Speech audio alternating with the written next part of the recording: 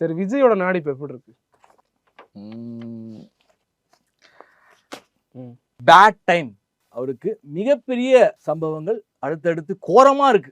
விஜய் திரும்ப சினிமாக்க போயிருவாரோ சார்? ஜனநாயகனே சார் வராது சார். ஃபர்ஸ்ட் ஆஃப் ஆல் அவருடைய அரசியல் எதிர்காலமும் முற்றுப்புள்ளி முடிஞ்சு போச்சு. கதம் கதம். சினிமாவும் கதம் கதம் சார். பொங்கலுக்கு முன்னாடியே சொல்லிட்டேன், ஜனநாயகன் வரதுக்குள்ளேயும் விஜய் ஒரு வழி ஆகிடுவார்னு இருப்பேன். ஜனநாயகம் வருமா வராதா? ஜென்மத்துக்கும் வராது. என்ன சொல்லுவீங்க? ஜென்மத்துக்கும் வராது. விஜய் பத்தி அகத்தியர் ஏதாவது சொல்லியிருக்காரா? பாருங்க, அகத்தியரை அசிங்கப்படுத்தாதீங்க. இல்ல இல்ல இல்ல, உங்க ஞானத்துல வந்து சொல்லியிருக்காரான்னு கேட்டேன். நான் என்ன சொல்றேன், எனக்குள்ள ஒரு இறை சக்தி இருக்கு. நீங்க எப்படி நம்புறீங்களோங்க.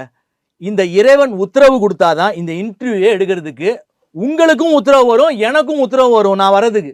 இல்லைன்னா ஜென்மத்துக்கும் சொல்றேன், நீங்க எவ்வளவு காசு கொடுத்தாலும் பச்சையா சொல்றேன் மக்களுக்கு வரமாட்டேன். நான் வந்து ஒத்துக்கிட்டு வரேன்னா ஏதோ ஒரு காரண காரியம் இல்லாம இருக்குது. இது அகத்தியர் உத்தரவு.